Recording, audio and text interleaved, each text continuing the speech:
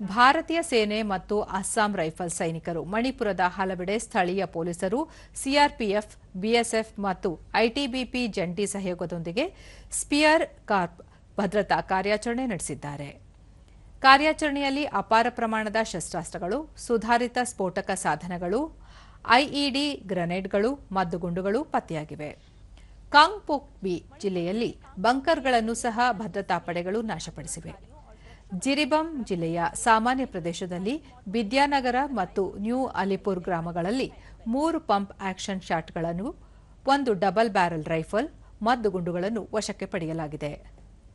ಟೆಕ್ನೋಪಾಲ್ ಜಿಲ್ಲೆಯ ಸೆನಂನಲ್ಲಿ 2 INS-as ರೈಫಲ್ಗಳು, 2 ಕಾರ್ಬೈನ್ಗಳು, 2 ಪಿಸ್ತೂಲ್ಗಳು, 1 rifle, 13 ಐಇಡಿಗಳು, ಗ್ರೆನೇಡ್ಗಳು, ಮದ್ದುಗುಂಡುಗಳು ಮತ್ತು ಯುದ್ಧದಂತಹ ದಾಸ್ತಾನುಗಳನ್ನು ಒಳಗೊಂಡ 11 ಶಸ್ತ್ರಾಸ್ತ್ರಗಳನ್ನು ವಶಪಡಿಸಿಕೊಳ್ಳಲಾಗಿದೆ. ಕಾಂಗ್ಫಿಂಗ್ ಜಿಲ್ಲೆಯ ಹಂಗೂಲ್, ಇಂಫಾಲ್ ಪೂರ್ವ ಜಿಲ್ಲೆಯ ಮೊಯಿರಾಂಗ್, ಉರ್ಖಲ್ ಜಿಲ್ಲೆಯ ತವೈಕುಕಿ ಪ್ರದೇಶದಲ್ಲಿ ಭಾರತೀಯ ಸೇನೆ, ಬಿಎಸ್ಎಫ್ ಮತ್ತು ಮಣಿಪುರ ಪೊಲೀಸರು ಅಪಾರ ಶಸ್ತ್ರಾಸ್ತ್ರಗಳನ್ನು ವಶಪಡಿಸಿಕೊಂಡಿದ್ದಾರೆ.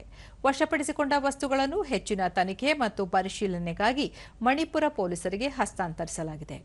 ಮಣಿಪುರದಲ್ಲಿ ಶಾಂತಿ ಮತ್ತು ಭದ್ರತೆಯನ್ನು ಕಾಪಾಡಿಕೊಳ್ಳಲು ನಡೆಸಲಾಗುತ್ತಿರುವ ಸಂಘಟಿತ ಪ್ರಯತ್ನಗಳಿಗೆ ಭದ್ರತಾ ಪಡೆಗಳ ಈ ಕಾರ್ಯಾಚರಣೆ ಸಹಕಾರಿಯಾಗಿದೆ.